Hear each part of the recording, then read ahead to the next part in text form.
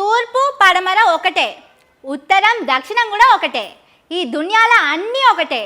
అగో ఈ పిల్ల ఏంది ఏందేందో మాట్లాడుతున్నదని పరిశానే చూడకుండ్రి.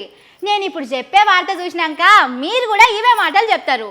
నేను చెప్పింది 100కి 100 పాలు కరెక్ట్ అని అంటారు.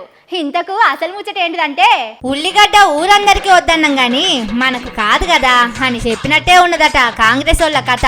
ఉత్తరం దక్షిణం లెక్కుండే షెయి పార్టీ పూ పార్టీ ఒకటైపోయినాయట. ఇది నేను చెప్తున్న ముచ్చట కాదు, వార్తలు రాసిన మా అన్న చెప్పిన ముచ్చట సుతం కాదు. షెయి పార్టీతోని అలై బలై తీసుకొని తిరుగుతున్న షీపురు పార్టీలు చెప్తున్న ముచ్చట. ఇండి కూటమని పెట్టి దేశంలో రాజకీయం చేస్తున్నారు కదా.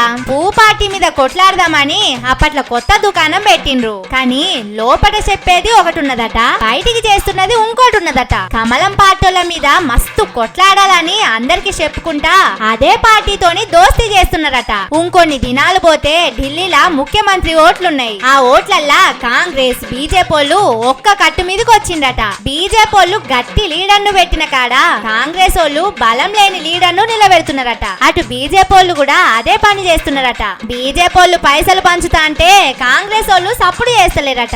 అయితే కాంగ్రెస్ గెలవాలి లేకపోతే బీజేపీ గెలవాలి, వేరే పార్టీలు ఎవ్వి కూడా ముంగడ పడొద్దని చూస్తున్నారట. కానీ చూసిందా, నమ్మి చెయ్యి కలిపిన కేజ్రీవాల్ సారు షీపిరిని షిప్పిరి చేస్తున్నారు. చెయ్యి కమలం సోపతిని చూసుడు కేజ్రీవాల్ సార్ కు కొత్త కావచ్చు గాని మా తెలంగాణలకు కొత్త కాదని ఇక్కడి పబ్లిక్ అంటున్నారు. మొదలు ముఖ్యమంత్రి ఓట్లల్లా అటెనక ఎంపీ ఓట్లల్లా రెండు పార్టీలు బదురుకున్నాయని అందరు అంటున్నారు. కానీ ఇట్లా మోసం చేసుడు న్యాయమేనానుల్లా? తెలంగాణలో ఓట్లేసిన వాళ్ళను మోసం చేస్తిరి, మీతోని సోపత్ చేసిన కేజ్రీవాల్ సారును మోసం చేయబడుతుంది. మీ రాజకీయాలకు మీ సందుగలు నింపడానికి ఇట్లా ఎంతమంది నెత్తిల చెయ్యి పెడతారని పబ్లిక్ మాట్లాడుకుంటున్నారు.